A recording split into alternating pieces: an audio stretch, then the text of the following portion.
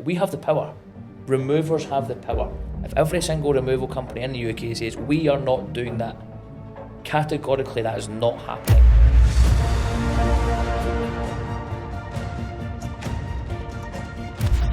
But I believe I can help these people grow and learn much, much faster. What would your advice be to current removal companies hoping to grow their business in 2026?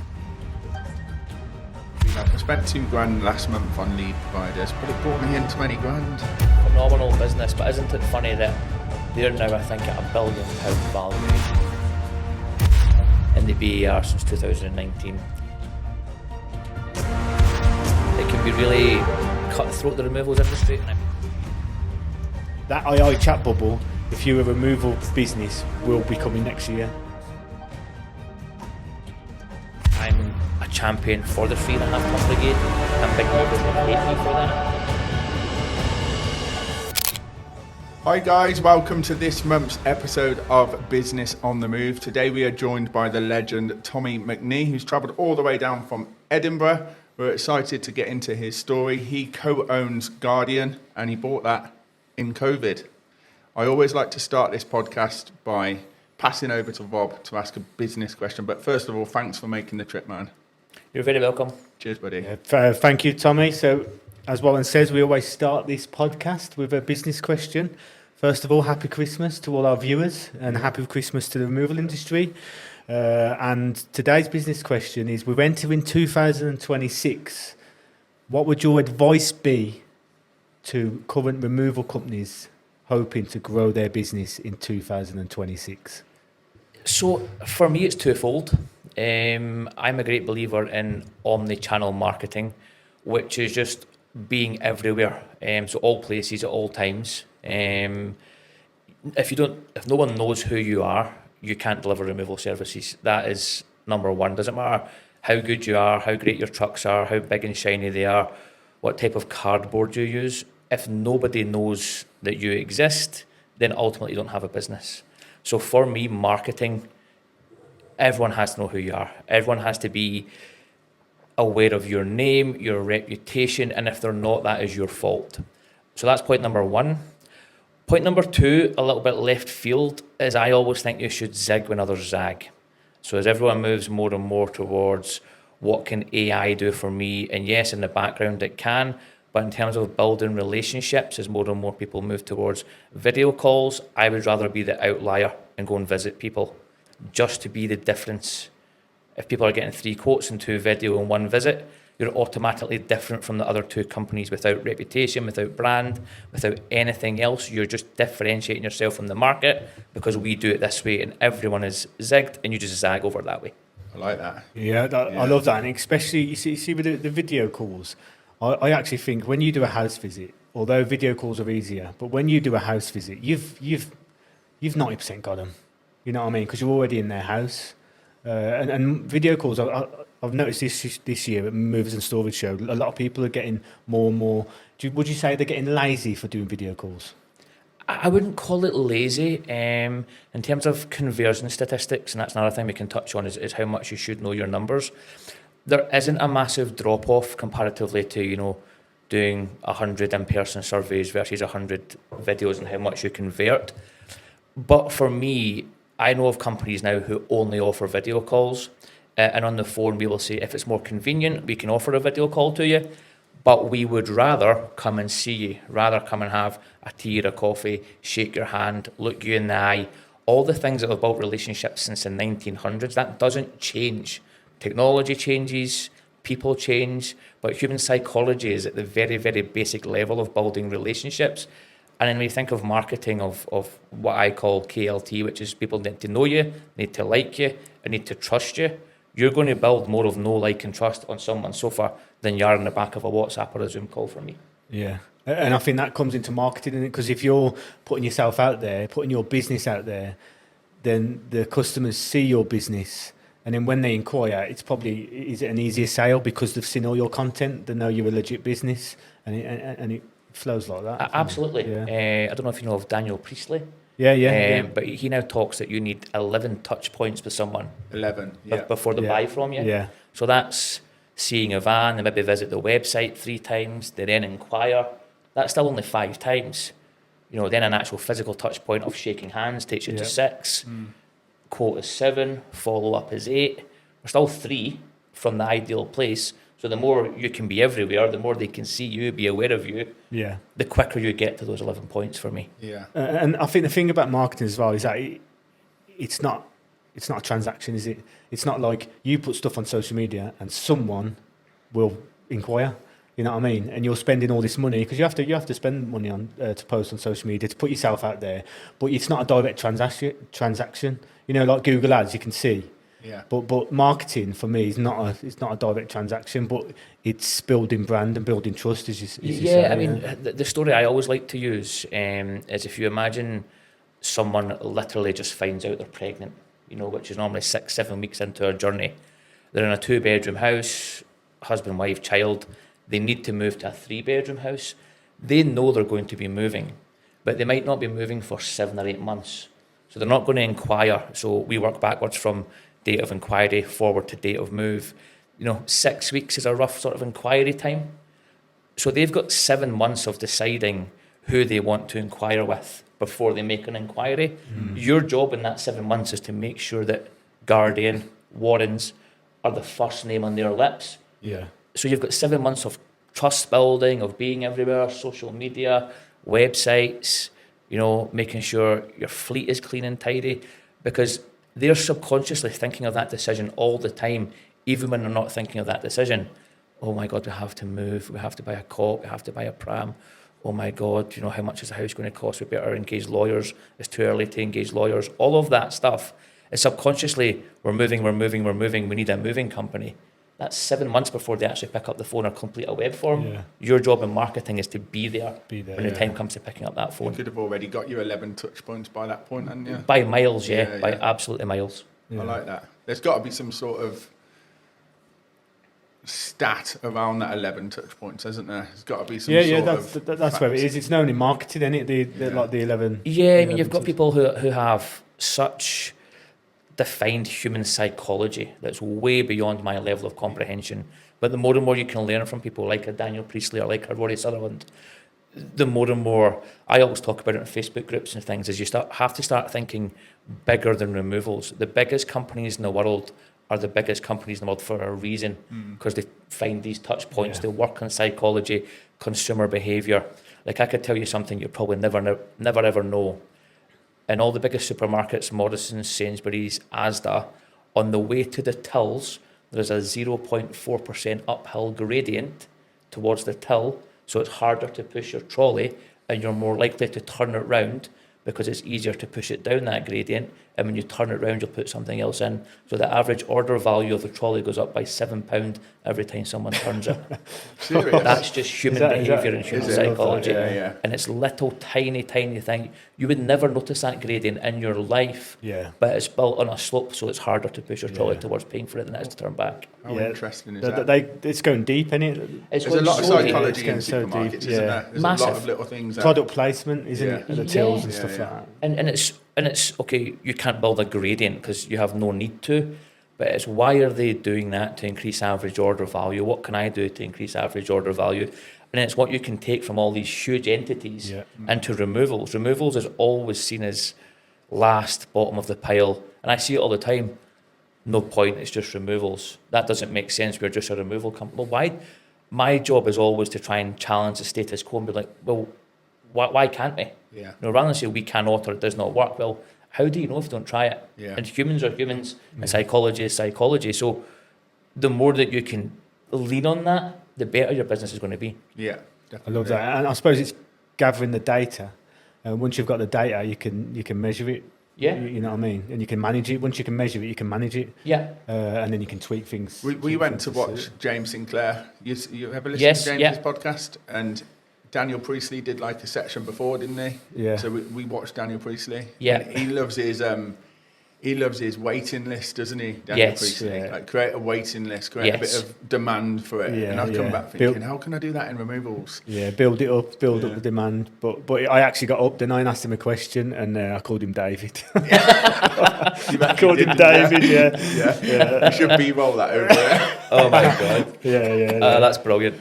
But yeah, man, Absolutely let's. brilliant. What about yourself? What's your story in removals? It's a long one. Go for it, man. Yeah, we got 1 hour.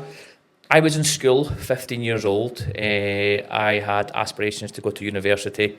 I was going to do accountancy or become an actuary because I just love numbers. Numbers made a lot of sense to me. Wasn't very creative, but just looking at numbers and data and sums just took a real liking to it. At the time, my mum and dad built a garage conversion in the family home, and I started to pretend to go to school at 15 years old, just going to the garage, and we had Xboxes and PlayStations and things. And, they would then go off to work thinking I was at school, and I just sit for 6 hours pretending I was at school until such time as I think my mum actually opened the door and I was just sitting there like, Oh no. oh my God. So at that point, they pushed me to say, back to school and university, or my dad had a removal company, or out to work with your dad. You're not just waking up and playing computers all day. So I got to school summer holidays. The following year was exam year, and it was sort of make or break. I worked the school summer holidays with my dad, again, because he was like, you're not just lying in your bed all day. I was working for a wage of £161.40 back then, paid every Friday. I loved it. And I just became so used to the money. Every Friday there was money in my bank, that it was when time it was go back to school, I had the conversation to say, I don't want to go back to school, I want to continue to work. They tried to put me off because, university was seen as the path I should go down. I know once you're qualified accountant or actuary, you're on a salary for life, a good salary. But removals had just caught me in that 7 weeks. And it wasn't just the money, which I enjoyed, but it was the people, it was the banter, all that sort of thing that everyone that comes into the industry sort of loves. So I done that. My dad's removal business was mostly commercial based. We managed to hit a really big contract for the Inland Revenue. So we looked after from Durham all the way up to the Scottish Islands and then Northern Ireland. That was classed as a lot. So we won the lot of every, what was called moves and changes in all of those offices. What became really big for us was that the Inland Revenue and Customs Excise merged to become HMRC. So there was something like 900 building closures, all the furniture recycled. There was new buildings created, new divisions created, and that kept us going for about 5 or 6 years of constant work, 7 days a week, That's really. a great contract, isn't it? At the time that contract started to sort of, HMRC had become one, everything was sort of done, and then you were just having, maybe 1 day a week of little bits and pieces. I don't know if you remember this, but someone stole 2 child benefit discs out of a HMRC office. And on those discs had every single person in the UK who claimed child benefit, which I think is like 95% of the country, all of their details, all of their bank details and everything. And whoever stole those discs took £1 from everybody's account, just £1, and became, multi-millionaire overnight. Yeah. We're never found, we're never caught. But because those 2 discs went missing, HMRC then commissioned a project called Lockable Storage, which was everything in every single office that had a key or a lock was to be exchanged, because they didn't know how these 2 discs went missing. So you're talking 7-foot timbre cabinets, 5-foot pedestals, lockers, anything that had a key had to be chucked and recycled and replaced new. So that was another 5 years of constant work, if you think of how many buildings that the revenue have across the whole of the UK. And I got put in charge at that point of project managing this project. So you can imagine I spent a lot of time down in Sunderland, because I could get to Durham, Middlesbrough, places like Redcar, Tyneside, sort of worked my way back up the country. But that was like 5 years of my working life, being away from home, running that project commercially. Then from there, my dad sadly passed away. He was fairly young, mid-50s, died of a heart attack, of which some of it, I presume, was business stress. And at that point, I only knew, I had no pathway now to university. I just knew commercial moving, that's all I knew. At the point that I then took 6 months off just to help my mum support her. There was lots of things about my dad's estate and all this sort of thing, we had to go through. Sorted all that, got my mum in a decent place, and from there I didn't really know what to do. I started thinking that it was stress that had killed my dad, and my initial instinct was, whatever I do, I don't want any stress. So I got in touch with various removal companies, one of which was Guardian. I was like, I would like to just come, I'm from a commercial moving background, I can help you with project management, all that sort of stuff, and I can drive a truck. But, I would just like to come and drive a truck. That's all I want to do. I want no stress, drive the truck, go home. Yeah. I'd done that for 6 months. That was 2015. So I started in June 2015. And then in the January, I was moaning about the way they'd done things, systems, processes, why are we doing it like this? We could do it like this. And started just bringing my commercial acumen into sort of a predominantly domestic removal business. The owner then asked me if I wanted to become operations manager, to which I jumped at the chance because I was just getting annoyed with little intricacies of why we're doing it this way and could do it that way. So I came in as operations manager, implemented a lot of systems, processes, then just followed what is genuinely the removals career pathway back up the way. So I then became surveyor, I then became sales director, all the point just working in the business, employed as a business. And then 2020 came and COVID hit. I remember really vividly, had been in the business 5 years. I remember closing the gate, close to tears, not knowing if we'd ever open that gate. And that was terrifying. As we went through COVID, guided by the BER, guided by, predominantly being one of the first set of key workers back, as I had to get the housing market moving. My boss at the time just really didn't cope very well with COVID. It was, a lot of blood, sweat and tears to get Guardian to a point. Even when I came in, it was doing okay. It's like a make or break, wasn't it? And his mental health just suffered to the point that I think it made him take stock of everything. So, while he was struggling a little bit with, not coming into work, what that meant like for the business looking forward, it was all placed on me to guide the company through that. So I was dealing with all the furlough arrangements, dealing with our finance director, and our current owner sort of just took a back seat from it all. We came out of COVID very, very slowly. I was in having to travel and create rotas, and I was going in and creating the rota, stepping out of the office because we had all social distancing, so our crew could come into the office. Then I would step back in for the next crew arriving, and all the staggered start times, and there was no textbook, was there? There was nothing that we could refer to be like, how do we get through this? What do we do? I was just making it up as I was going along and trying to follow the advice. When we then came back intermittently to working fully, the owner at the time, having taken stock of everything, just didn't want to come back. And at the point where I asked him, well, that's fine and well, but what are we going to do? At that point, he was like, well, I probably just need to sell the business. And I sort of thought he was joking at the start. I was like, no, like, you can still be the owner. You don't have to work. You just own it. And he's like, no, like, I'm done, basically. And so I thought long and hard and just sort of blurted out, well, I'll buy it.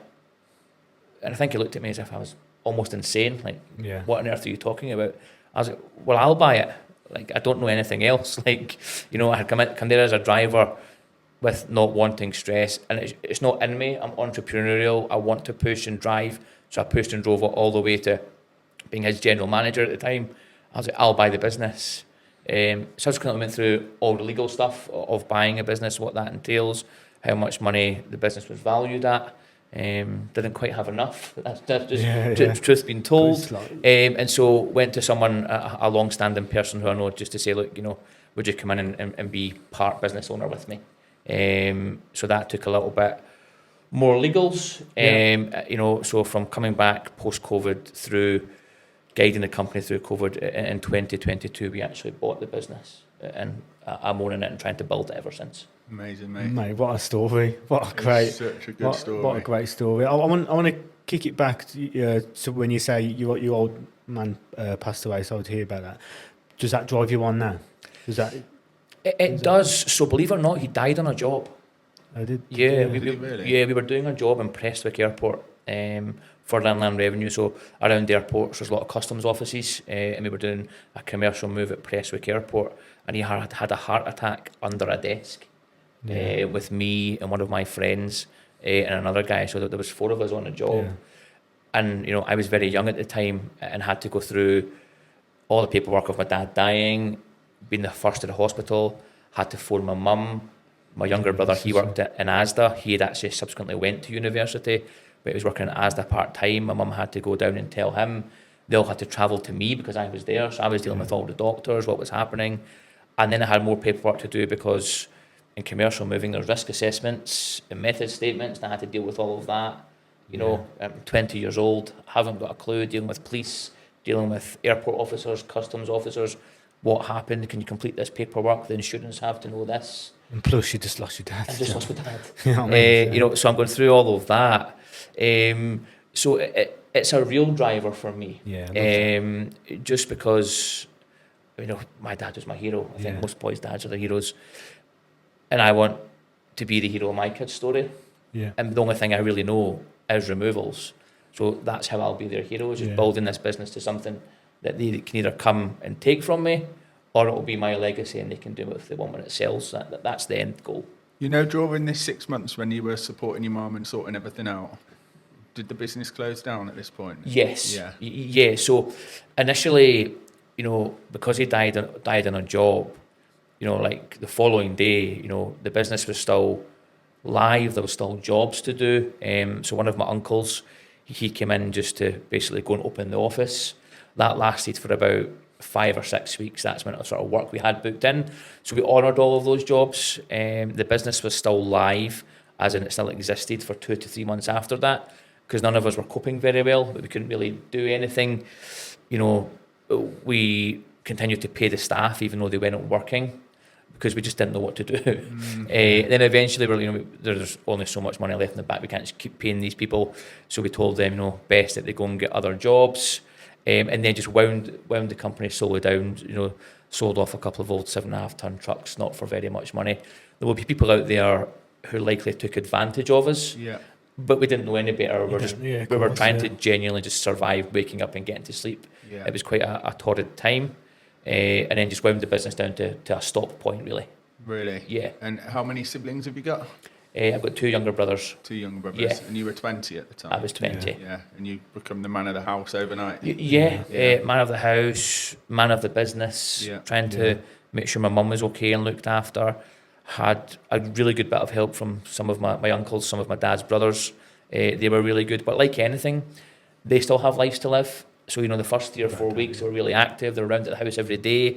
And then they get busy. They have to go back to work. And before you know it, it's just me, my mum and my 2 brothers. And we're like, okay, well, this is life now. Whilst I'm still trying to deal with winding a company down, showing people trucks who, you know, maybe I wanted £5,000 and they were giving me like £1,500 and I just took it because I just wanted that chapter closed.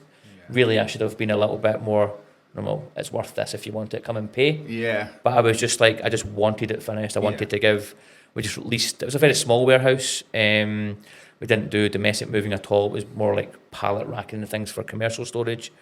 But it was just, I just wanted to give it back to the landlord and just be rid of that chapter.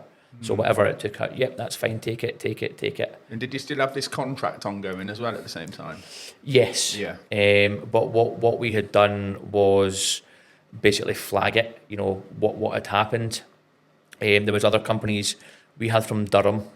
So there was someone who had, so we had lot 3, which was Durham, all of Scotland and Northern Ireland at the time. They eventually split lot 3 into 2 and Northern Ireland became it separate. And then someone had lot 1, which was London. Someone had lot 2, which was sort of Midlands area.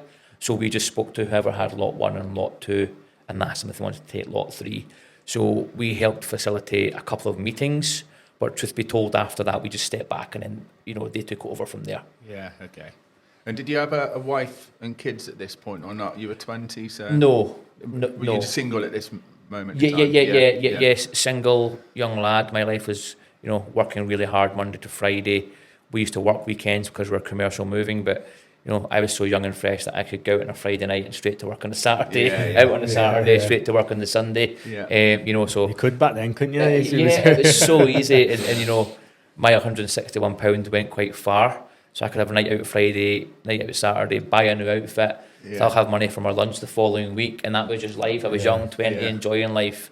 And and kids and things came a little bit later. How old are you now? 38. 38 now. Yeah. And you got 2 kids and a wife? Yes. Yeah. Yeah. How old are your kids? Kids are 11 and 7, but very nearly 8 and 12. So December birthday and January birthday coming up. And do you think they're going to be removal men? So I don't like that question. Yeah, sorry, mate. The reason I don't is because my instinct is to say I don't want them to be. I think it's a very, very hard industry. I think it's a lot of hard work for quite low margin, if we're all honest. And I would like them to be what I was going to be, university. If they have something that they want to be a doctor or a lawyer, that's the sort of traditional route. Or if they want to be entrepreneurial, content creators, removals is a hard industry. So there's a big part of me that's like, no, I would try and guide them away from it. But removals has been my whole life and it's been good to me. So there's a part of me that's it's been good to me. It was good to my dad, which meant it was good to my mum. So why can't it be good to them? And I toss and turn all the time with, when my eldest, who will soon turn 12, when it gets to 16, 17, do I bring him into the business? What does that look like? Will I want to do it? And then there's a part of me it's like, no, keep him well away from the removal industry. And genuinely, that's a weekly conversation I have with myself. I would love it. My legacy would be to hand it to my 2 sons, who could drive it forward again. Then I'm like, Tommy, that's an absolute terrible idea. Removals is struggling. Don't allow them in here. But I watch a lot of podcasts, and this question comes up a lot. And most people, because they've been scarred in their industry, they always say, they want to gear their kids away from it. Just because, and I think anyone in their role always says that because you've got your scars and you think life's better. But you're right. Like if they can pass it on, I love the removal companies that have got like, when you see like 200 years old, and they passed it down and they've got like generational Mitchell brothers and sons, and I love that. And you see pictures of the old vans. Do you know what I mean? I just love that history. Yeah, there are a few that are just, as you say, generational. Yeah, sometimes you can have 3 generations of the same family. Yeah. One can maybe be moved into a CEO or a chairman role. One's a director and one's a porter, all of the same family. Yeah. And traditional values sort of take me down that line. But then I know every single day I have to fight for every single sale. Every single member of staff I have to fight to make sure they're looked after. And it genuinely is a fight. Every single day you wake up and you're fighting for your business, fighting for your brand, fighting for your profit all the time. And traditionally I'm like, that's just the way that it has to be and it will always be. But maybe there's something better. I just don't know what is better because I only know removals. Yeah. And plus you got to let them go their own route as well. Yeah, I just think, providing a life so our kids can decide for themselves. Yeah. We don't need to guide them in our direction, do we? No. And if they need guidance, we're there to give it. That's fathers. Yeah. I mean, my kids currently, the one who will soon turn 12, has just started high school, started in August. He has no idea what he wants to do or what he wants to be. Genuinely, other than like an online gamer or a YouTuber or something like that. I was always numbers driven, even from primary school. So I sort of had a career mapped out even at that age. And I used to be the guy who'd be like, content creator, don't be so silly. What do you mean you want to be a gamer? But times change, don't they? And these are legitimate jobs and legitimate careers now, and influencers and all this thing. And I try to stay abreast of it all. Yeah. But still have that old school value of you go out and you graft and you earn. Yeah. So he'll go whatever path he wants, and like you say, it's entirely up to him. Whatever he wants to do, he'll have my full support, full backing, as will the younger one coming up as well. Yeah, that's what it's all about, isn't it? I love that. Can I just ask about the acquisition to Guardian? So when he was going to sell it, I bet he was buzzing when you said. Weren't he buzzing when you said you was going to buy it? Because correct me if I'm wrong, it has great tax implications if one of your employees buys your business. Did he know about that? No, so I think what you're referring to is an MBO, which is a management buyout. Yeah. That didn't really happen. So what would normally happen is company would get set for sale, management team would buy it, and there's tax efficiencies to be had. I'd be lying if I said I know exactly what those are, but it is a case that most people will sell it to people who work in the company, but it didn't really work because I was bringing in someone else to help me fund the buying of the company. Oh, okay. We had to go through like true and proper acquisition processes. Okay, yeah. You know, when that moment when you said, well, I'll buy it, did you believe in yourself at this point, or was it just a bit of No, I had no clue Yeah. how I was going to fund it. Yeah. It was almost like, backs against the ropes. He's Yeah. going to sell it. There would probably likely be a big national firm who would come in and buy it and just add it as a branch. Yeah. But my fear was that, the previous owner had built Guardian to a nice point. I wanted to take it to the next point. I had a good reputation, a good brand. If they were going to convert it into a national company name, everything that he had worked for and I had worked since 2015 for would literally be forgotten overnight. And I didn't want that to happen. So I just literally just back against the ropes, I'll buy it.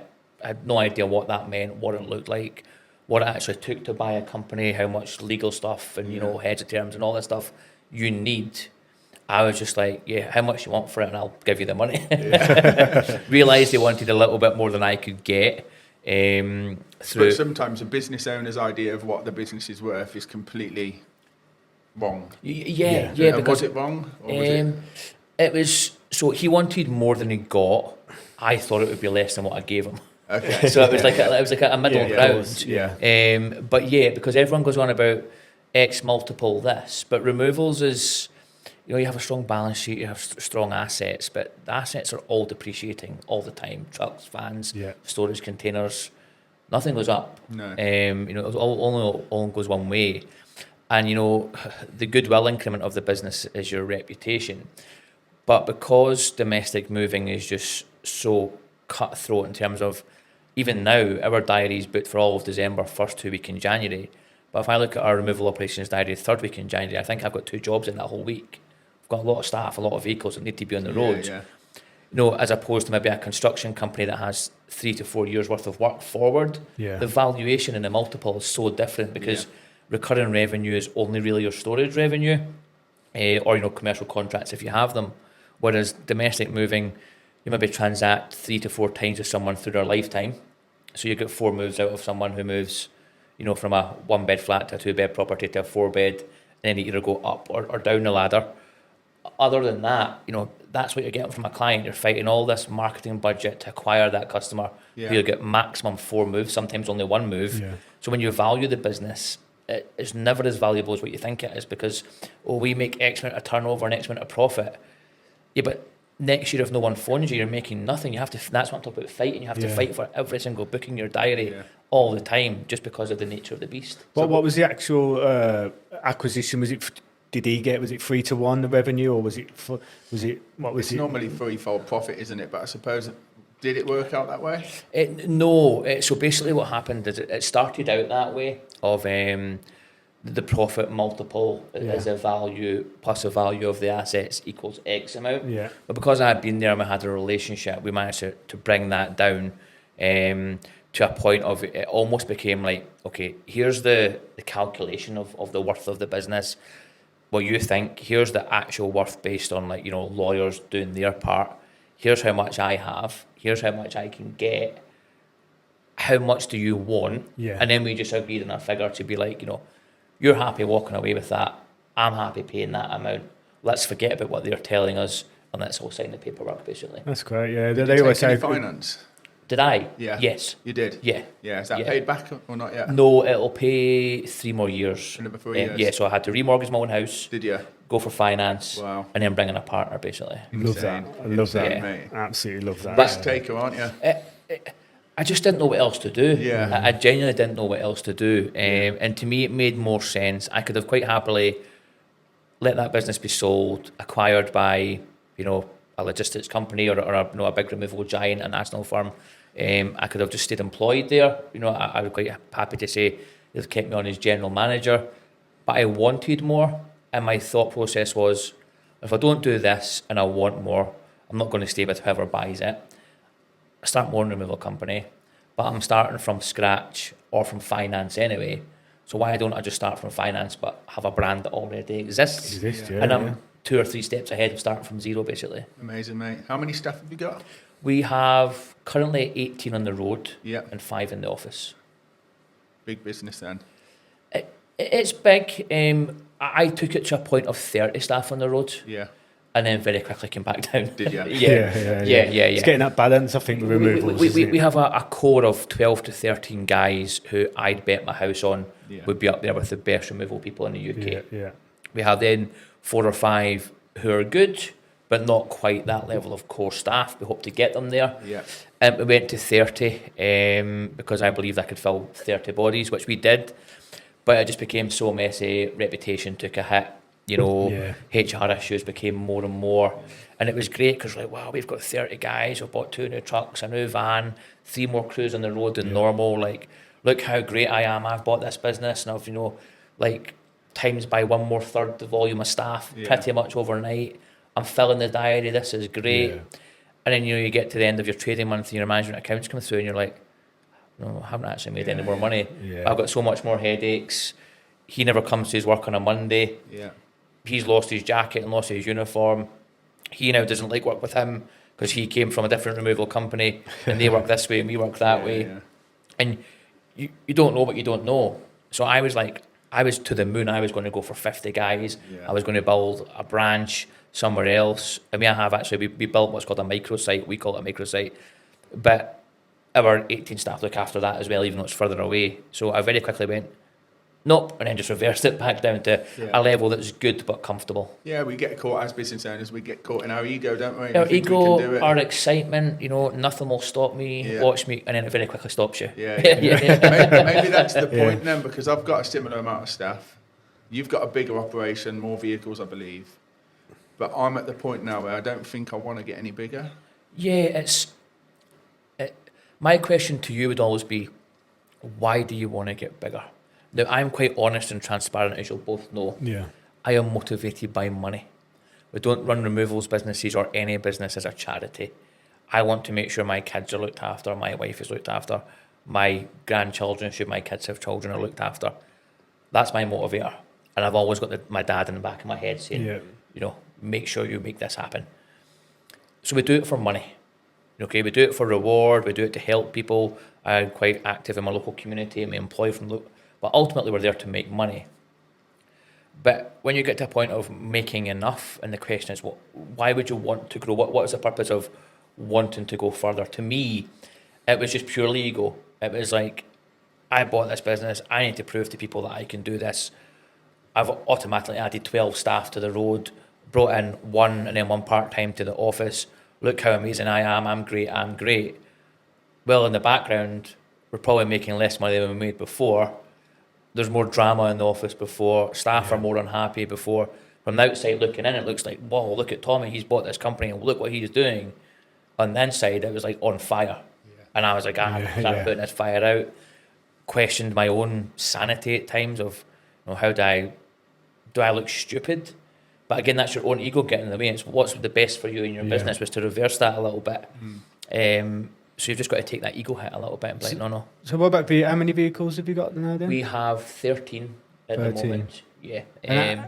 How's the business structured? Because it'd be interesting how's the structure of your business compared to Warren's business. How's your business structured? So ours is structured departmentally, so to speak. So my business partner is pretty silent. He doesn't really take a lot to do with it. I run the business. I also do a little bit of the selling because I just automatically think that if it's my business, I'm going to be more passionate about selling it than anybody else. So I'll do 2 days of surveys, 3 days in the office. We then have an operations manager, an office manager, and an office assistant. They're full-time in the office. We have 2 move managers who just look after domestic moving. And then we're split into domestic moving, self-storage, who all have managers of their own, overseas moving and commercial moving. And every one of those feeds into the operations manager. So whenever they have a booking, then you have to go to the operations manager to be like, I've just secured this overseas move. I'm going to need 4 crew for 3 days in a truck. The operations manager then plans all that, the best crew available, what's available, what trucks in the garage, all of that. So every department feeds into the ops manager. Then I look after the ops manager and the office manager, basically. And storage, have you got sites around Edinburgh? You've got the one site? So we've got one headquarters, which is our place in 10 minutes outside of Edinburgh Airport. That's pretty much 95% of everything. And then we have a small, what we call a micro site, which is a container self-storage site in Oban. Yeah. So that allows us to have a point of location at the ferries 5 minutes away for all the Scottish Highlands and Islands. So a lot of people are scared to do that because there's ferries involved, there's inclement weather that's not always great, whereas we are in a prime position. It's a really, really sought after and affluent area. Okay, yeah. So we picked up quite a lot of work from our base. I mean, it's a 3-hour travel to get there. So 3 hours there, 3 hours back, 6 hours of a 9-hour working day doesn't work. So we would overnight the crew, and some people would pay it, some people think that's too expensive. There wasn't really a local firm. The local firm there had sort of just reversed it into retirement. So we just put a foothold there, popped a little microsite. Yeah. I think it's maybe 30, 20-foot storage containers we have now. Probably actually it's about 27 or 28. I think it's a little bit less. One small van, one guy works there, but that small van then gets his advertisement, and then we just send crew from Broxburn up there. Very good, yeah. It's a good little business model, that, isn't it? Yeah. We just, the overhead of building another warehouse or being multi-branch, like you, the question is, do you grow and go and do that? I don't really want to, but putting little footholds in places where we believe that we can be, the sole mover, really. No one wants to touch that area. It's a little bit too far removed from the central belt. And that's now what I'm looking at is those strategies. Where else can I find another microsite that no one really looks after? So for those listening that's just got a removals company but they're thinking about getting into storage, what would your advice be to them? How would you play it? So my advice would be is definitely get into storage. You need recurring revenue. Every removal company who doesn't have storage starts from the 1st of December. They start at zero. Yeah. And, you have wages to pay, you have vans, insurance, you have overheads like phones and iMove and technology and CRMs and all of that thing. So you start from a negative number every single month if you don't have storage. Yeah. So you have to fight to a point just to get to zero. That's pretty scary. Whereas if you have storage, and you build that on the 1st of the month, you start from X amount without even thinking. So you never start from negative, you never start from zero. That's got to be the point, in my opinion, that everybody gets to. Yeah. Just not starting from zero is ultimate peace of mind. So if you can get your storage revenue to a point that it then covers your wages for the month, you're quite happy. You're so much more content. When you're more content, you're not sort of starting from a place of anxiety. You're not making decisions that are rash or hurried or working for no money just because you have to have a pound in. You have a little bit more time to think. Yeah. The way that I would do that, or advise anybody to do it initially, is just go to the biggest local removal company you have and ask for a trade storage rate, and then start offering the service. So whatever they charge their storage at, ask if you can get it at 50%, and then if you're paying £4, £5, £6 a container but charging the client 10, get to a point that you've got that recurring revenue, and let's say you're then holding 100 storage containers with the big mover.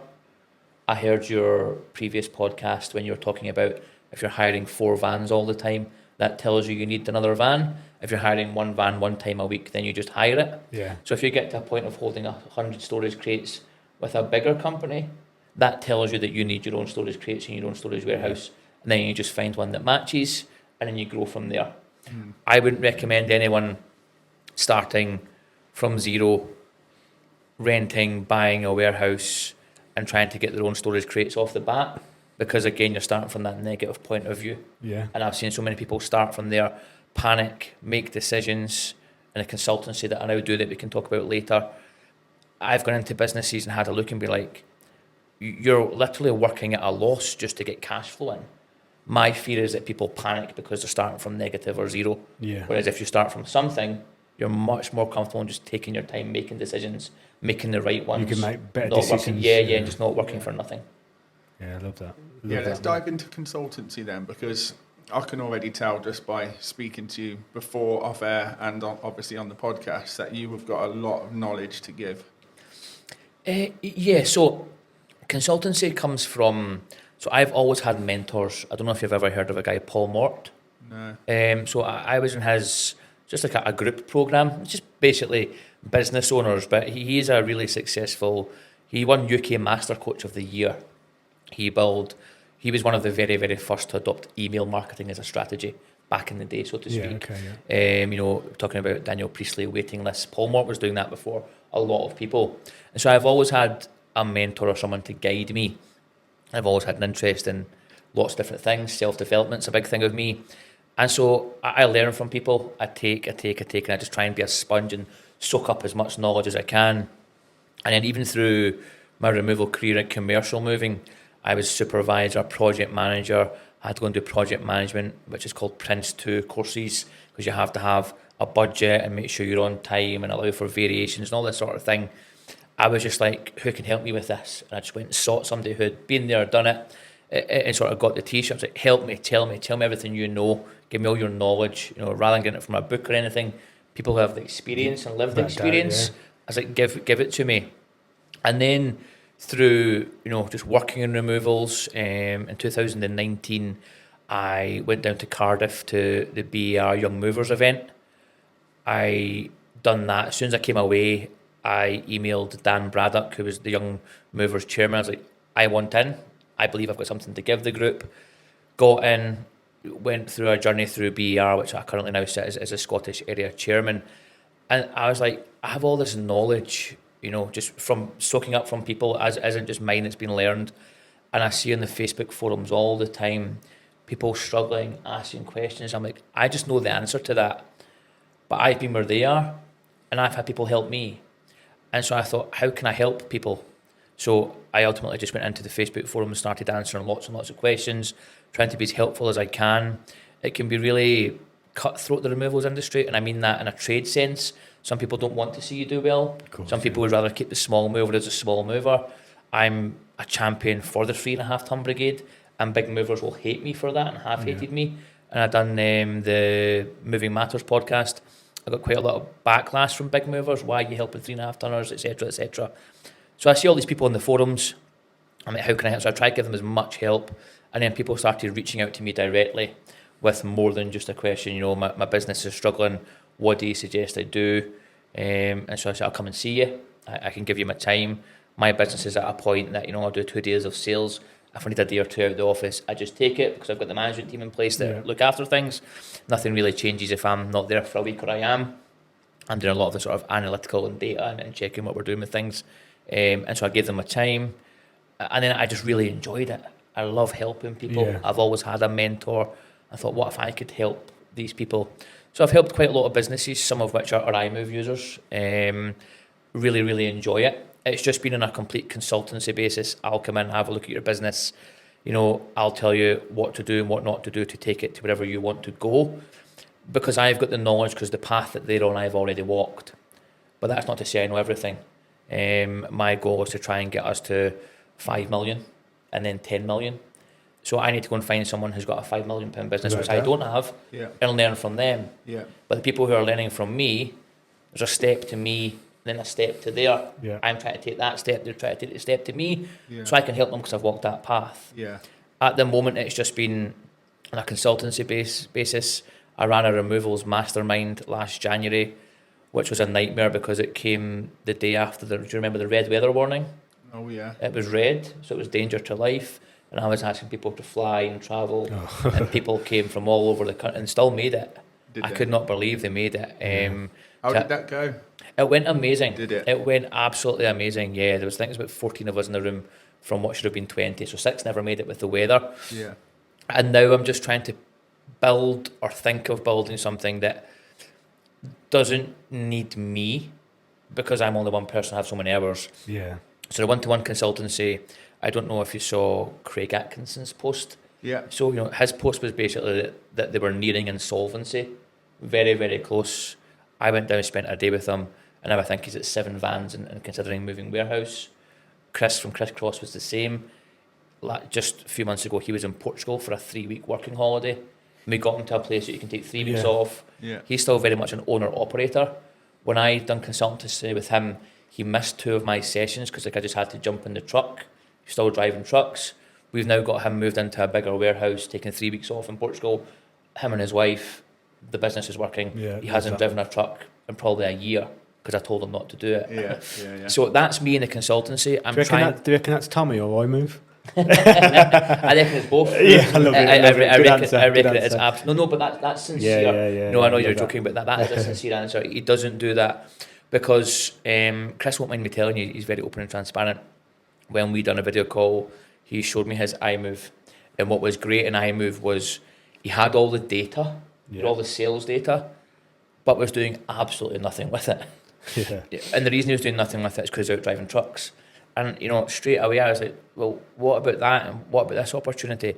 But I could only see those opportunities because the data was in iMove. Yeah. If that was in his head, we wouldn't have been able to progress anywhere near as fast. He could just pull his iMove data, send it to me. I could, we would jump on a call and be like, here's how we fix it. And we fix it very quickly.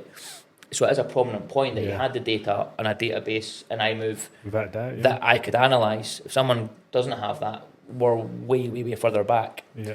And I'm just trying to get to the point now that one-to-one consultancy is great. I tried to build a community on something called School, which is Alex Hormozzi's platform. I don't know if you know of Alex Hormozzi. I love him. Hero. He's one of the ones that I'm 5 steps behind. But I think he's amazing. I think his mind is mind-blowing. He's so clever, and the way he takes, he's really intelligent, but the way he simplifies it to people, he's so good, I've never ever seen anything of his. I've never gone into it. You would love him. I reckon I probably would. Some of it's a little bit high-end even for me. I'm like, I have no idea what that really means. Is he American? He is American, So I built a community on his platform, but again, you learn lessons. I thought, this will be great. I'll take everyone away from the noise of Facebook into this platform.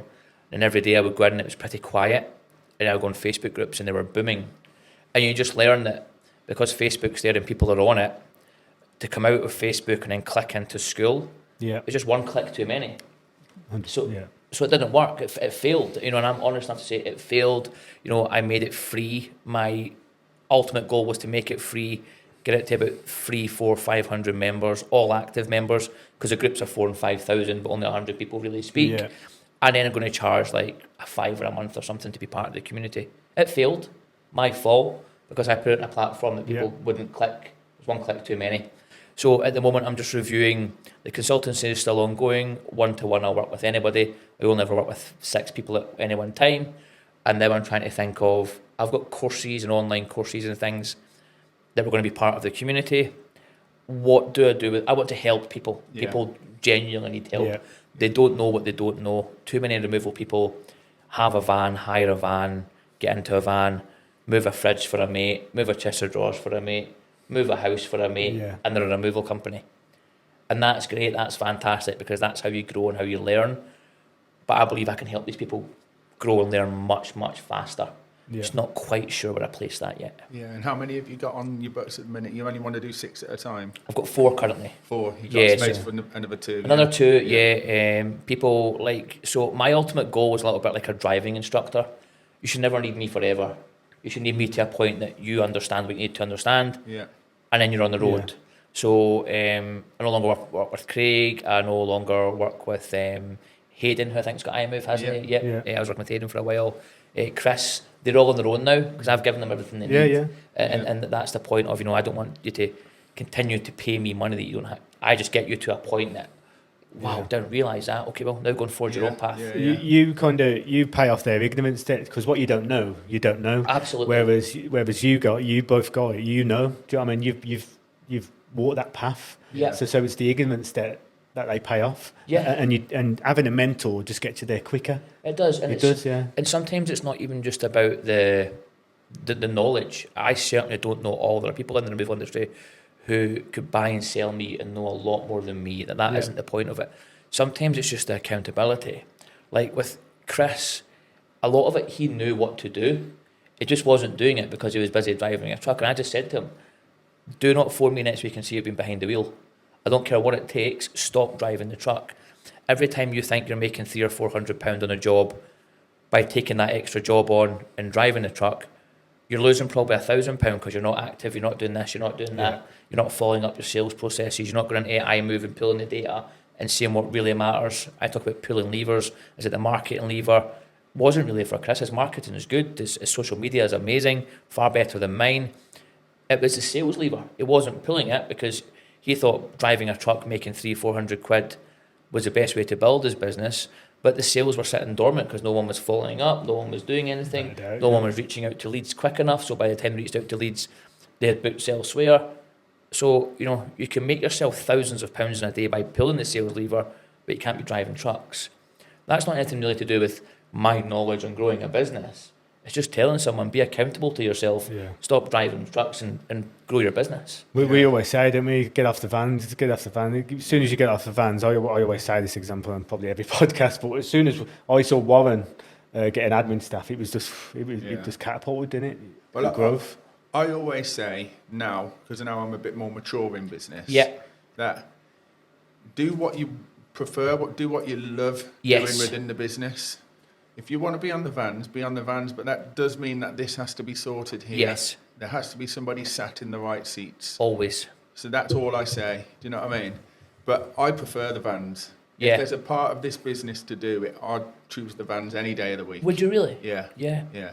Much prefer to do a move than a quote. Hang on, right there. Yeah. And so why don't you then? What? Why don't you go on the vans? Because I've got eye movement. Good answer. Yeah. I love it. Good answer. It's quick, that, mate.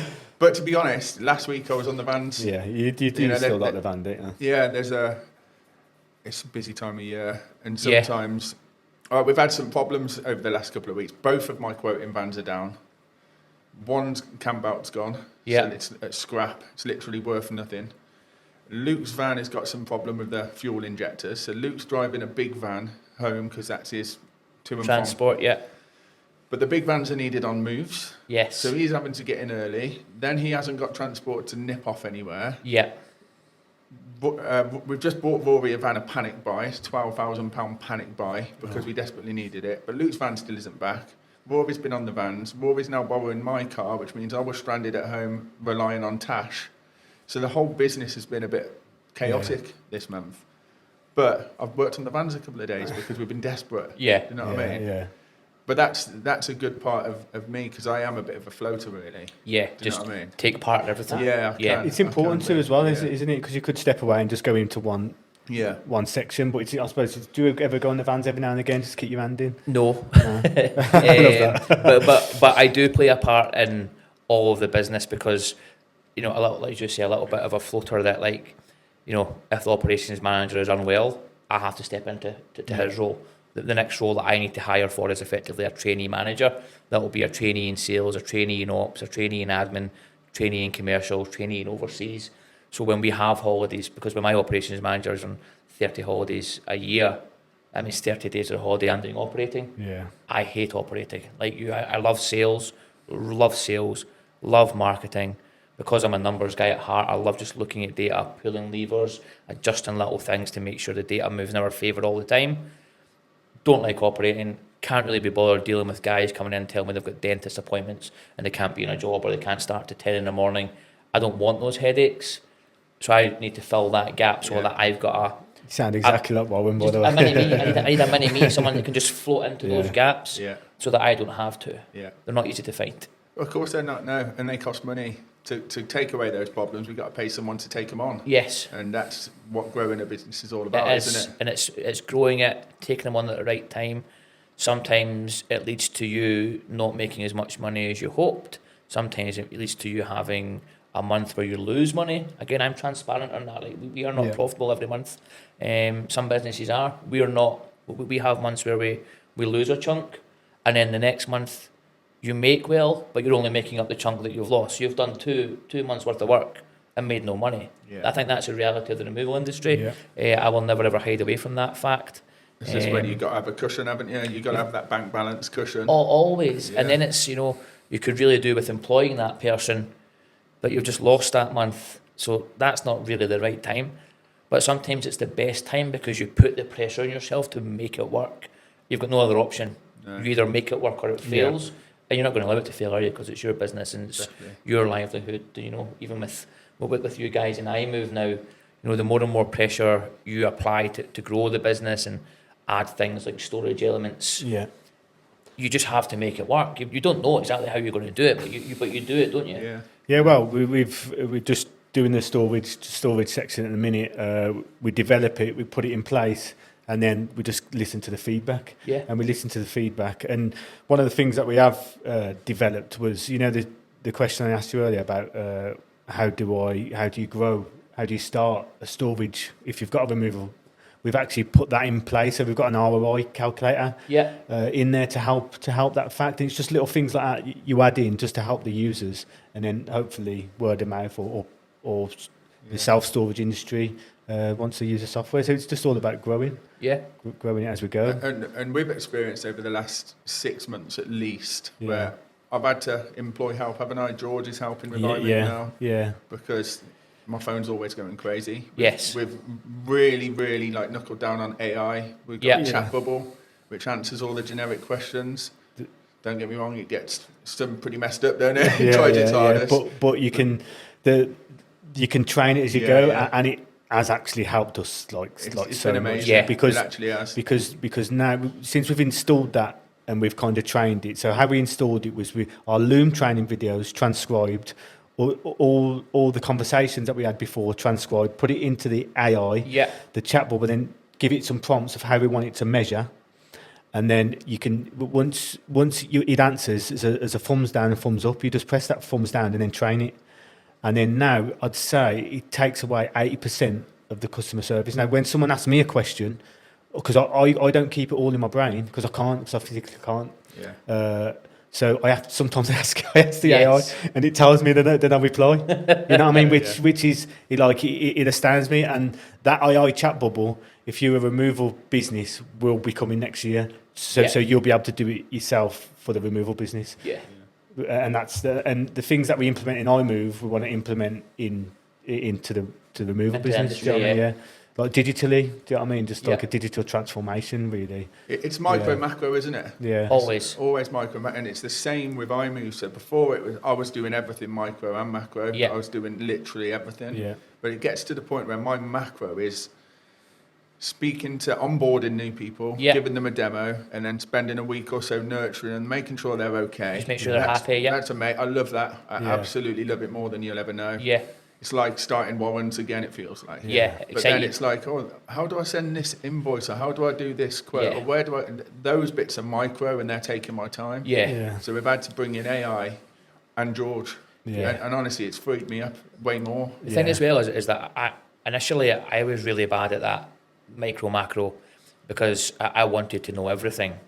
And what I really struggled with for a period of time was that I just always felt it's not quite as good as I'd have done it, and I'd have done it this way, and I'd have done that better. But you soon realise that you can't expect yourself from anybody else. One, it's not their business, so regardless of how much they love the business they work for it. It isn't theirs. And two, if you can get someone to 80% of your capacity, that's more than good enough. And the details that I used to sort of worry over, nobody even really cares or notices, especially customers or clients or people who are subscribers to iMove. You'll probably think, oh my no, you just notice it because it's your baby and you want it to be perfect. But we spoke off here, didn't we? As we were just getting a cup of tea, and that I'm now a great believer in almost perfect. So another business stat I was going to give you is that more people will buy from a business who score 4.7 out of 5 than score 5 out of 5. Because it comes back to the know, like, and trust thing, that they know that you're not perfect. And if you pretend to be perfect, you'll be deemed as a liar. Whereas 4.7 is almost perfect, but you admit that you've got mistakes somewhere. And people trust that a lot more. So for me, it's just about, okay, well, that's almost perfect. So that's good enough. So you can do that. I'm no longer dealing with those things. You don't deal with it the way I do, but I'm not perfect either. Almost perfect is good. You can have that. You can have that. Okay, I've now got more free time to, and you've got that AI who's now almost perfect that just removes some of that friction for you to deal with it. I was actually surprised how much, how good it is. It blows my mind. It does. And you just got to keep moving with the times. Do you know what I mean? Because sometimes, if I'm doing a Zoom call. So if I'm doing an onboarding, that's probably 2 hours that I'm just not on my phone. I'm just not there. Do you know what I mean? So if people are trying to get in touch with me, but then I come off and I look at this chat bubble and there's been a couple of messages and then I watch it and I read it. There's a thread. And the users are speaking to the chat bubble, the chat's answering it, and then it's just finished. It's literally it's solved everything and I've had to do nothing. And it's amazing, isn't it? It's like at the Movers and Storage show.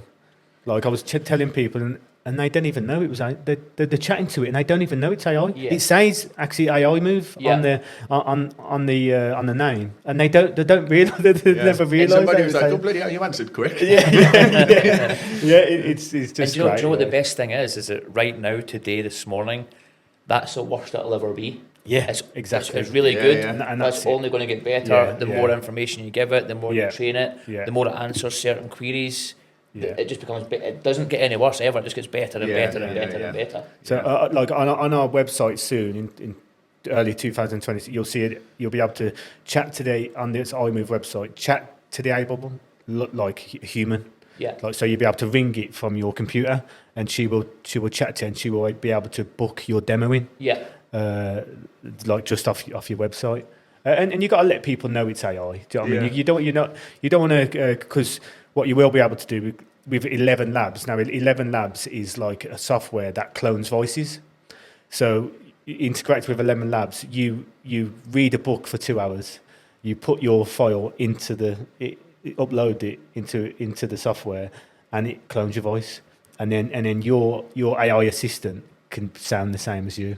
Now you wouldn't want it to sound the same as me because I'm a brummie, you know what I mean? But like, if you've got a nice accent, yeah, it can clone you. And So dive into that a little bit because I'm quite interested in that. So it's called 11 Labs. You read into some audio for 2 hours. yeah. So you the upload 11 it. Labs is just the software that will integrate Yeah. like with AI Move. Okay. So and that can clone your voice. So that will be able to clone your voice, but it's just the software that they use to the integration. And it can clone. I think Morgan Freeman's actually suing these people for because they're using his voice, so they've cloned his voice. Do you know what I mean? But Yeah. but obviously, if you give them permission to clone your own voice, then it's okay. But yeah, it will literally sound like you, and it's scary. It is. It's actually. quite scary. It It's is. really exciting, Yeah. but quite Yeah. scary at the same Yeah, time, isn't it? yeah. So Yeah. you got to use it. You've got to, as you say, you got to keep up to date with these things, up to market, and then and that's what we just want to give our users. We just want to make it like unreasonably for you to not join iMove. Do you know what I mean? Yeah. And that's the goal. And we just listen to the feedback. We might release it and be like, no one will use it, but it's Yeah. just getting with the times, isn't it? Tommy, do you know what I mean? Yeah, I think the benefit you have with iMove is, having such active members to Yeah. give you feedback. Yeah. It means that you never really need to guess, do you? Like, they'll tell you what they need and what Yeah. they don't need and what's good and what's not. You don't have to, guess, well, maybe we should try that, or what about if we added this bit? You just ask, and then, you've got all those users be like, that would be brilliant for me. Without a doubt. You'll get an outlier who say it won't, or you'll get one person who really wants something. Doesn't really make business sense to go one path for one person Yeah. when 50 people want something else. Yeah. But having that direct feedback loop all the time, All the time. Yeah. Yeah. it's almost the path's been built for you now, isn't it, by users? It's like how many businesses do you get? Do you have like 200 companies trying to improve your business? Yeah. You know what I mean? That's how you look at it. Yeah, it's good, that's literally the way I look at it. Yeah. And we use our members now to test, whereas before we'd just test it, but now we use our members to test it, Yeah. which actually takes time away from us to keep it growing. Yeah. Because they just test it, and they give us way better feedback than when we was testing it. You know what I mean? So Yeah, and it's a loop. By the time this is out, it might already be released live, but we're about to push our biggest update yet, and it's been ongoing for well over a year, to be honest. And we've got a test site, we've got a test platform where us as the iMove team would test everything. Yeah. Then we get a certain amount of points to feedback to the developers, they sort it out, then we go again, kind of thing. But now we've started to release, I asked on the WhatsApp group a few times, is anybody available to do some testing for us? And Yeah. so many people are like, of course, yeah, I'd love to test it. So I pass the test site over to them, tell them what to do, and they're sending their feedback.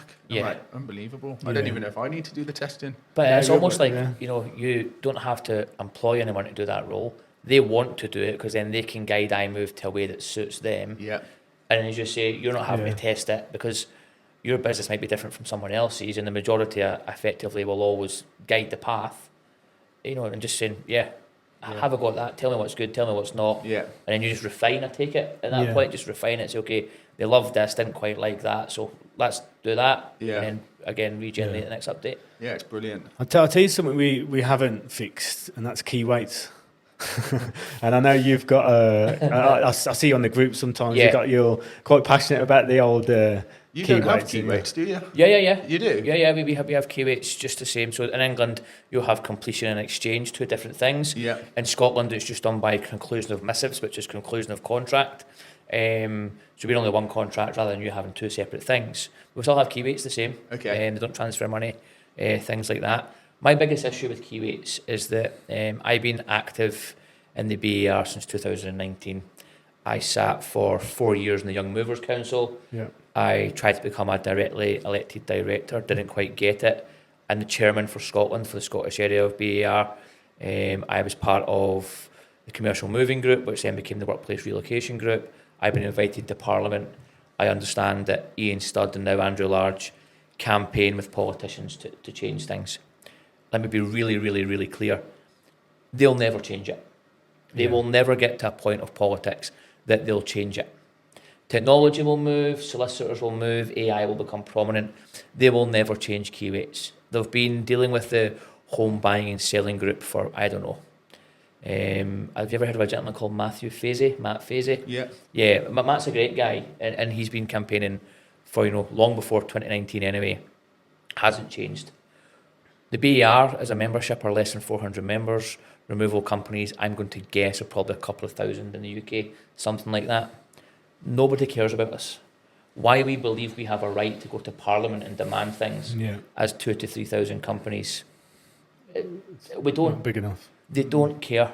If all the lawyers and solicitors in the UK went, they would listen. They're not going to listen to removal companies. So my bugbear is that the BAR and other people spend so much time campaigning, so much time moaning, nothing ever changes. Genuinely, people who are, retirement age have been trying to change it for the past 30, 40 years. Why do we think we can change it now? The only way that I think we can change it is the movers themselves. And I've long considered a campaign, which rightfully probably wouldn't work, of getting every single mover, from iMove, from Scott Rust and his sort of industry body, the BAR, any other industry body, getting everyone coming together. So if you even have 75% of the couple of thousand removal companies, if that is indeed the number, that set up a way of working that we just remove key weights all the time and we just do not do delivery on key weight day. But that takes everyone to buy in. So I am sick, tired, bored, fed up of people going on Facebook forums and communities and WhatsApp groups moaning about it. Yeah. And my question to you, if you watch this video, is what are you actually doing? What are you doing about it? We have the power. Removers have the power. If every single removal company in the UK says we are not doing that, categorically that is not happening, what do you think happens? Literally, genuinely, overnight, you change the whole key weight thing. Yeah. Overnight. What is that, a strike action or is that a... No, I'm just talking about just in the package kind of you delivery. just don't do it. Yeah. No one delivers on a key day. Simple as that. So tell me the issue with the key weight. Is it just because you've got so much staff waiting about and you're paying wages for that staff? Yes. So the key weight effectively becomes that you're ready to move the client into their new house. In Scotland, that's by 12 noon. So you're on the front door, and administration by the lawyer or transfer of the funds by the bank or completion exchange / conclusive missives in Scotland aren't quite done yet. And so they won't release the keys until the funds arrive, the lawyers bank it, they sign certain paperwork, and then they release the keys. Yeah. That all happens, in Scotland certainly, on the day of the removal. Now, I know some lawyers in Scotland only update their cash room once an hour on the hour. So they'll update it at 1 o'clock. That money might arrive at 1:10, but they don't check it till 2 o'clock. And if it's not in at 2 o'clock, it might arrive at 3 minutes past 2. But they don't check it till 3 o'clock. Then they check it at 3 o'clock, they confirm it, and they release the keys at 4. I've then got a 4-man crew that I'm paying for from 12 o'clock to 4 o'clock, twiddling their thumbs. Yeah. Then I have to pay them from 4 o'clock to 8 o'clock to do the delivery. Then I have to go back to the client and be like, we never actually included that in your price because it wouldn't be fair to do that. Yeah. But you now owe us from 4 o'clock to 8 o'clock because the guys should be finished at 4 and they're now working 4 or 5 hours. So is there any creative ways that if you've got 4 men sitting around, can you train that for, or have you thought about, because I've thought about this, obviously I got a clue about removals, you know that. Can you train that staff? Because at the minute their mentality is, we've got 4 hours off, easy money. Do you know what I mean? Which it would be if you, so can't you train that staff to do sales calls outbound, or in that period instead of sitting or social media? Can you do that staff? Because we're online now, remember, you can work from anywhere. Can you train one of them staff to do social media reels while they're waiting? Okay, guys, you want a key wait? I want to see four reels. You know what I mean? Can you make that period productive? Because it's there, as you say, you're not getting around it. Can you train your staff in a way where you're on sales? Do you think that could happen? Depends. You know, I think if you've got a removal man or girl, Yeah, and they're working on removals, Yeah. then they're not suited to sales. Do you know what I mean? Otherwise, they'd be in the sales team. yeah, but can't you like have that? Whoever is the best at sales, then they can join the sales team and you can get off the vans. Absolutely. I like where you're going. I do. Do you know what I mean? Because it's 4 men sitting idle, and then you just give them. You try and find a way, creative ways to give them other stuff to do. Yeah. And I think with social media these days, you can do that. You're trying to make our staff's fingers bleed here. Like, they're not allowed any time off. No. I'm all for. I'm just trying to make that period productive. Some staff might love it. Like when you create, it's not. Sometimes it's not work when you're creative and you're making people laugh and you're doing funny reels. It's like, what would you rather do? Sit about and eat ginsters for 4 hours, or just go and do it. It gives them something to do as well, because in that 4 hours, all they're thinking is, I can't stand this job. Yeah. You know, it makes our job as business owners, the retention's so difficult. I just kind of think it's been a norm. It's been like a norm that you just wait. So you just wait and you just got to wait for the key, where you can kind of get a bit more out of him. Not like run on the spot. If you're not working, run on the spot. Do you know what I mean? I don't mean it like that. I just mean creative ways. What can we do? A little, but even a little bone. Like you'll do there 4 hours. I'll give you a little bone, whatever. I was just thinking, that was all. Yeah, no, I think it's a really valid point in terms of like dead time. Sitting dead time. Some of the guys are just playing phone, some will go a walk, some will go for a sleep. Yeah. So we've quite literally got nothing better to do. I think like where we work domestically, which is predominantly like Central Belt of Scotland, what happens is, because we've got 18, 19, 20 on the road, someone will have keys or someone will be doing a delivery from store or whatever. So we'll just divert crews to join up. Yeah. So rather than sitting waiting, they'll say, okay, you go and join that crew. Once you finish, you two go and join that crew. And then when that client gets keys, we'll arrive back with like a 10-man crew. Yeah. And then, we're offloading at 3 times the efficiency. So we're not there till 8 o'clock at night. Yeah. But the difficulty is we used to then have to charge, let's say, 12 guys for 1 hour rather than 4 guys for 3 hours. It balances itself out. So we're always trying to make use of that dead time. Yeah. But you're right in what you say, it doesn't always work. Sometimes everyone's sitting waiting on keys. Yeah. Maybe get the team leaders to task the team leaders also. I'll get them a phone warning for a content creation course. I was just putting the thoughts out there. I do like the idea. It's something that I personally haven't ever thought about. Yeah. Just let them sit there and go to sleep. It used to be reading the newspaper back in the day, didn't it? But no one buys papers now. But no, I think it's a prominent point, even if it is just content creation or because we all need content these days, and it's doing something productive for the business, and I don't think it's too hard to do, and it's a bit of time. So there's one food for thought for you guys. No, I like that. So have you got anything you want to bring to our audience? No, not really. Yeah, have you got any questions for Warren? A couple, probably. Nice. I just want to understand.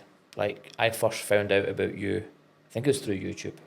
And then that was sort of you as a person, you as Warren's Removals owner, obviously your name's on the truck.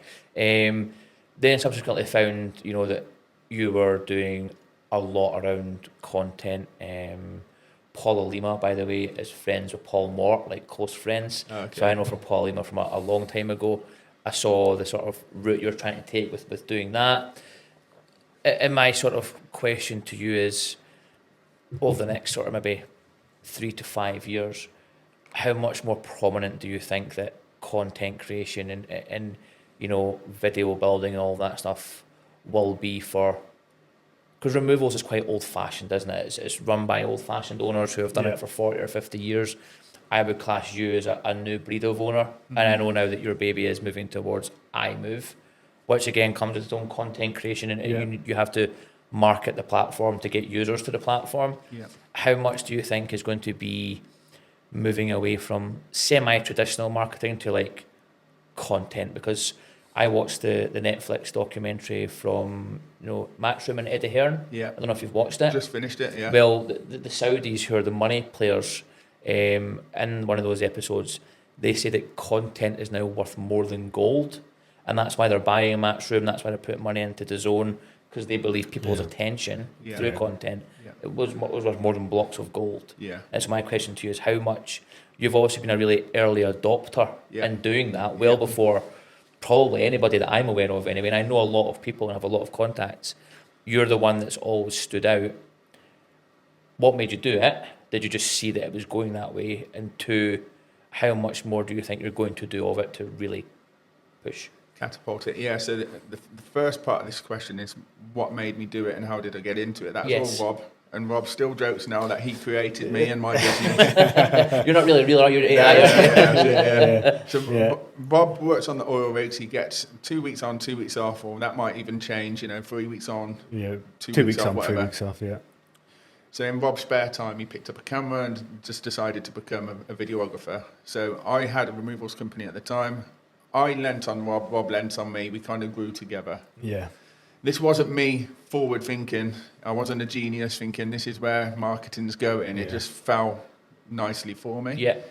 Now, obviously, it's a whole different pond now, because at the time it went from photos to videos. Yes. So people's attention was there for a lot longer when they scrolled up on a video. Now, what's Mr. Beast? Mr. Beast YouTube video, it's like a fact. Every 3 seconds something happens. Yeah. Because that's how long he's got retention. for. Retention. So I think over the next few years we're going to have to think more about that, what kind of content, how it's more engaging. Whereas before it's more like, let's do this, let's see if it works. You know what I mean? So I fell into it at the right time, and I had a good friend that was really good at it. It's just ignorance that though, isn't it? It's because all I thought about, like, I started watching, like, I got into videographer because of Gary Vee. Because of Gary Vee, who's like he's an entrepreneur, a YouTuber, and I just soaked up in all his knowledge, and I gave all my knowledge to my clients. Yeah. So, and that's kind of, and with Warren's, it was kind of like a match made in heaven, because we kind of grew together, and obviously the removal industry is quite behind when it comes to that stuff. Massively. Yeah, and then it was just kind of the same with the software. That's why we created a modern day software, and with marketing, I actually think it's going to turn around from short, because people that they say now, people are getting fed up of short form video. People get bored of it. Yeah. And long forms coming back in. Yeah. So I know of some people who are prominent in video marketing, and it's exactly that. Yeah. What they're now doing is using TikTok and Instagram and YouTube Shorts as like the lead magnet to then go into their longer form content. Yeah. And again, it's now, we spoke about 11 touch points. There's something else around content marketing that people need to be exposed of 7 hours of content now, again, before they'll buy.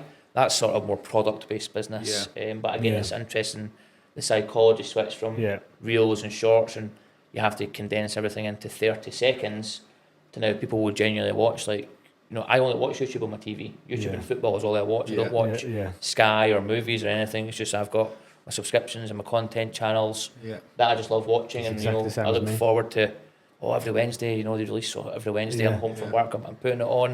And the longer form, as you say, is starting to become. The watch time is such a thing that feeds the algorithm now. Yeah. But YouTube is the most commonly watched platform now, isn't it? I think so. It's way above conventional TV. And for me, it's consistency. If you're creating content, you've got to be consistent. Do you know what I mean? You've just got to keep putting stuff out there. Although you're getting 4 likes, it doesn't matter. That post might be in the customer's view at that time, at that correct time, and you've got to remember that. So, like, being consistent. And when you say, like, gold, like attention is the new gold. That's actually a fact, because I've worked for 20 years in the oil and gas industry, and all the richest companies in the world were oil and gas companies. Yeah. And now all the richest companies in the world are Meta, Google. They're all we've gone from the construction age, should we say, to the information age. Yeah. And now we are in the information age, and that's just because attention is the new gold. Yeah. Because of social media. Yeah. And I feel the only reason why you see Saudis now, why Dubai, and it's changing cultures, because you go to Dubai, the Middle East or whatever now, and they're totally different. They're all becoming westernized, because they've been in like religions and stuff. They're getting bored because they see the whole world now through social media. Yeah. You know what I mean? It's Matchroom is a really good watch, wasn't it? Yeah. It's a really good watch. phenomenal business, but isn't it funny that they're now, I think, at £1 billion valuation. So if someone has to buy that, they have to pay £1 billion. But even some of what they do is still a little bit old-fashioned. You know, when you see all that the girls at the office desks, there's paper lying everywhere and all this sort of thing. You think, again, even a business that's worth £1 billion could still use an iMove or similar to streamline operations and be more efficient. And so it just shows you that, you know, we always think, or I personally always think, oh, we're so far behind, and what about this and what about that? But other industries are exactly the same. Everyone sort of just moved into that new technology age that you mentioned. So what's your marketing strategies then for Guardian? What's your so at the very start I mentioned omni-channel marketing. Yeah. So we are everywhere. Like, I see this. I've wanted to come down here for quite a long time. We met movers and storers last year. We spoke on and off through the years. I see this as coming down to meet you guys, to understand a little bit more about iMove. But this is also marketing for me and my business, because people will watch it. And if you know, YouTube is then the second biggest search engine, and I believe it will become the biggest search engine ahead of Google. People searching my name, my company name, this will appear. So again, it's that presence. We still do a lot of paper-based marketing in terms of leaflets and flyers. Our conversion in that is really, really high. Usual stuff of SEO. We tried Google Ads. I couldn't make the spend worth the return. The cost to get a click and then the cost to acquire a customer for our business just too high. And I don't understand how people can make it work. I don't actually think they are making it work. And I'm quite a realist on that you might be buying enough to buy the revenue, but you're making no profit. Our business thrives on being profitable. We will never just turn a wheel to turn a wheel's sake. You know, margins are tight, aren't they? Margins are tight. You know, and if you're spending £60-70 on a click, that makes no sense to me. Absolutely no sense. When I can send a leaflet through a door and get a phone call for like £1.19 or something. So we're everywhere. We're podcasts. Our content is very poor, because I don't understand all of this setup is tremendous. The only thing I recognise is a phone charger. I have no idea about any else. So I know the importance of it, but I can't do it myself. Again, I think going the external route, to me, is a little bit too expensive at the moment. And again, that's just me being truthful and transparent. I could say, okay, I'll spend 10 grand a year on content marketing and a marketing company local, and the return on that will be tenfold. But it might not be tenfold, and that 10 grand has to go out anyway. So I'm very much incremental, taking steps. But we're a busy business, and we have good contracts that look after us in quieter times. And so for me, the marketing strategy is be everywhere all the time. I don't really believe in just one marketing channel. There's one that's better, you know. And again, talking about that marketing lever, when I'm looking at all of our data, and I'm like, right, that's bringing in twice the amount. It's a little bit like split testing an ad. You know, you have A and B. And, you know, if A is getting more traction, you reduce your budget on B and move it across. I'm doing the same, but on channels. You know, what's coming in via SEO, what's coming in via this, what's coming in via ChatGPT is a thing now, it's referring people. All of that. And I'm just, so my 3 days in the office are just constantly analysing that. Where are we moving marketing budget? How much are we doing? What's our conversion? How are we increasing our average order value? You know, how much touch points are we needing? I'm just reviewing all of that, because back when I was going to be an accountant or an actuary, it's just spreadsheets of numbers. Of course. That's all I'm looking at, but it's marketing and sales data, basically. Because, as I say, once you measure it, you can manage it, and you can put more money into the one that works. I think ChatGPT is going to take over the world. I do over the next 5 years. I do. It already is, isn't it? I think when it's got its own search engine now, which I haven't even searched on. You know, I know that it's going to be a competitor to Google. Like the very first ever proper competitor they've ever had. And I just think there's a company, sorry to interrupt there, there's a company that uses iMove. I always ask, how did you hear about us? Yeah. And they said, we asked ChatGPT. So I was doing a Zoom call and I said, what got you into it? And they said, we asked ChatGPT what is a good business, low barrier to entry and pretty cheap to start. Chat told us about removals. It told us where to get our terms and conditions from, where to buy vans from, what's the best finance deals and what CRM to use. It built a business. Yeah. And they followed it through. Yeah. And these are 18-year-olds. Yeah, and you'll see that's what you'll see now. Yeah. But I think the more AI comes in, the more human to human contact will come in. The more flyers will come in. Yeah. Like the more email marketing was massive. You know what I mean? But once it gets saturated, then the posts move. Yeah. You know what I mean? You've got to zig when you zag. So, what you talked about earlier. So it takes you back full circle, because I agree with you. I will now go on ChatGPT to ask it a question rather than Google, even though Google is sort of building Gemini and AI overviews. Yeah. I was out in Portugal last year golfing, and to find a restaurant, I went on ChatGPT, and then I actually went on TikTok to look at the restaurant because they had reels. Yeah. Didn't use Google. And I'm nearly 40, so I'm like borderline middle-aged. It's not like I'm a young teenager and I'm doing that. Yeah. And then my son, who's soon to be 12, they're learning not about ChatGPT, but about AI in school. You know, Snapchat has an AI. So the understanding of, the school leavers and the college leavers and university graduates, that information age that you speak about, we were born in the Industrial Revolution, let's say. The information age now is, it's like normal. That's all they're going to know. It's going to be as if it's always been there. Whereas you and I are like, this thing's amazing. Much like Google was, or much like Yellow Pages was. Yeah. It's just the next thing. A mobile phone. It is, yeah. I had a pager when I was a kid. I had a pager, did you? Yeah. For about a week. Used to give you the football scores and then, Reading. Teletext. Scrolling through. But we've lived all the lives, haven't we? And, we're quite fortunate for that. We're in a bracket of, I would say, anyone sort of 45 and above, misses this bracket altogether because they're just too old, they don't have an interest. Like my in-laws, who, by the way, are only 60 odd, they don't even do internet banking because they think it's a scam and they don't understand that you can do it. They still go to a branch, even though all the branches are closed. They travel something like 17 miles to go to a branch. If they want anything bought on Amazon, I buy it and then they bring me the cash money. Yeah. So they're still in the age that need that paper base, and that's why I like the omni-channel level of marketing, because you can hit every single person. The difficulty in removals is that we don't have a niche or an avatar. You will for iMove. It's a business of a certain size that want to grow and, based on paper, don't really know what a CRM is. As a removal company, you don't have an avatar because you'll move someone who's moving out of university halls, you'll move a woman who's 90 into a retirement home, and you'll move people through the housing ladder from 2 to 3 to 4 to 5 to mansion houses, and we'll move them all across Europe. But that's everybody, because everybody at one point will move. So you can't really niche down in removal marketing, which is why I think you have to be everywhere.